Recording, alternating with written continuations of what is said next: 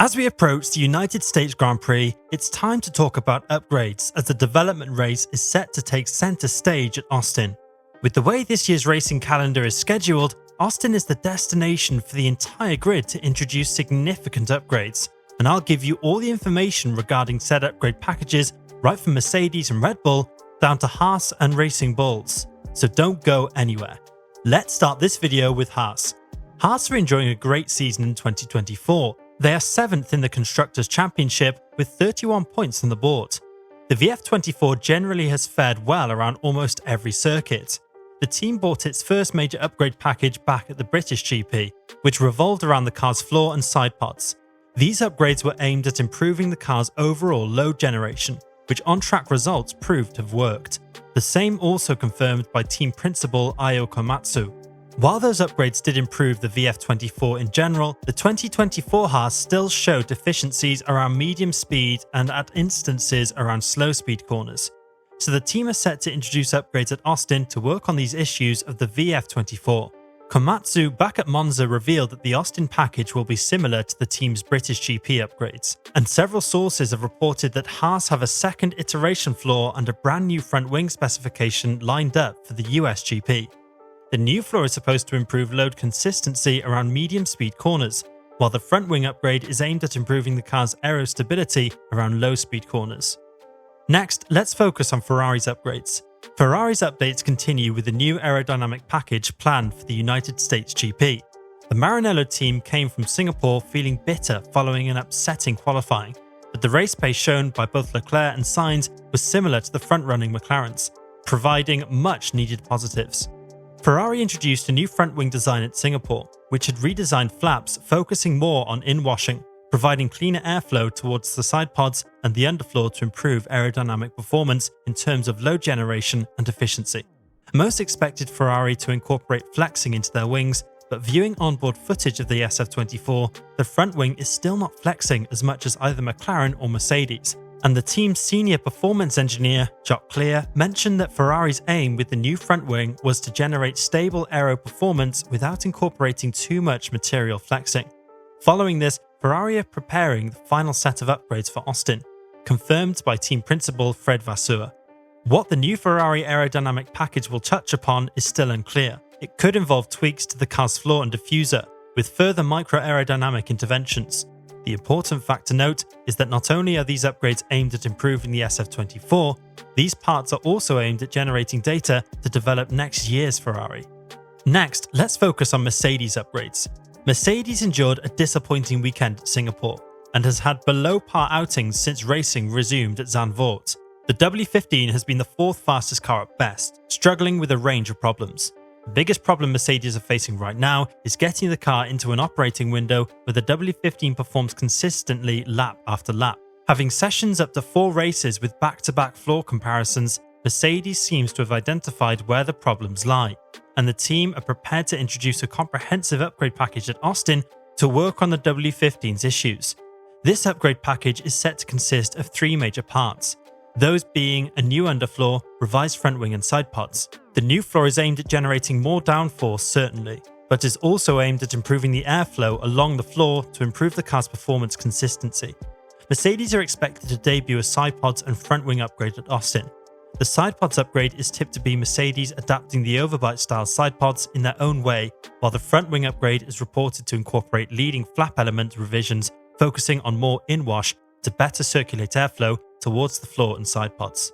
Allison talked about these Austin upgrades of recent, adding, "Well, we'll be trying to figure out how to mitigate what ailed us this weekend. Figure out how to make the tyres run better on these sort of overheating circuits. And we'll be also doing quite a lot of work to bring our last upgrade of the season together. We've got a fairly substantial set of new clothes for the car coming for Austin that we hope will give us a decent weekend there. So we've got to deliver all that and get ourselves ready for the last few races of the year." Next, let's focus on Red Bull's upgrades. Red Bull are running on a lean patch currently. The RB20 has not been performing at its best. The team are struggling to load the car in a window which is acceptable by both Perez and Max. The latest batch of upgrades have not yielded any performance whatsoever. Working on these problems since Monza, Red Bull were able to trace the starting issue all the way back to upgrades introduced at last year's Spanish GP to the RB19. Team principal Christian Horner revealed that the team has been moving in a wrong development direction ever since, and current problems within the RB20 are a result of that wrong turn.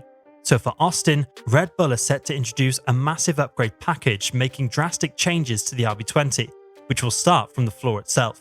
Red Bull will make significant revisions to the Venturi tunnels, the entrance ramps to be more specific. Engineers back at Milton Keynes are making this revision to achieve a different aero load distribution, which they believe is the solution to improve the RB20's consistency. Red Bull are all set to introduce the new flexi front wing at Austin as well, which the team believes will improve the car's overall performance. This upgrade will be crucial for Red Bull in both championship battles, as we now get to the other half of that conversation. Now, let's take a look at McLaren's upgrades. McLaren are enjoying a remarkable season, winning races week in, week out. Taking the Constructors' Championship lead away from Red Bull, McLaren have elevated themselves to being the current benchmark. With almost every team bringing major upgrades at Austin, McLaren are not taking any chances and are also set to introduce a significant upgrade at the Circuit of the Americas. McLaren are set to introduce a new floor specification at Austin. This is a huge upgrade from the team, as this will be the first time McLaren actually are making any changes to the floor itself. Back at Miami, they only revised the floor edge, making this floor upgrade all the more crucial for the team. We have seen teams try and fail when it comes to tweaking the floor. The same idea was shared by team principal Andrea Stella as well. But they are ready to take the risk to keep the championship battle in their favour by having the pace lead with the MCL 38. Yes, I can confirm that we have some stuff coming for the next races, and I will let the FIA document surprise when they are published. Both Red Bull and McLaren are banking heavily on these upgrades. Could be a gamble for the two teams, but this is going to essentially shape up the 2024 championship battle. Next, let's focus on Aston Martin's upgrades. Aston Martin are going through a terrible season, to be clear. Nothing like the 2023 season. The AMR 24 has been generically slow. Upgrades have not yielded promised results. The team is in a bubble right now, yet the team has upgrades lined up for Austin. Reports suggest these upgrades are not intended for performance gains, but are parts used to derive the 2025 car's development direction. Next, let's touch briefly on Racing Bulls. VCarb are tipped to introduce a substantial upgrade at Austin. What the upgrade package will touch upon is still unconfirmed, but Yuki did talk about the team working on a major upgrade package at Singapore following its Monza package not yielding the expected results. Looking at Williams Sauber and Alpine, Williams team principal James Vowles confirmed at Singapore that his team is done with upgrades for 2024, and full focus is on for 25's car. Sauber and Alpine have not confirmed of any update packages for the USGP, so we will have to wait and see. So, with all these upgrades, are you excited for the United States Grand Prix? We are very much into your thoughts and perspectives in the comments section down below. And on your way down, don't forget to subscribe to the channel to get notified of our future uploads, to keep yourselves up to date about the 2024 Formula 1 season.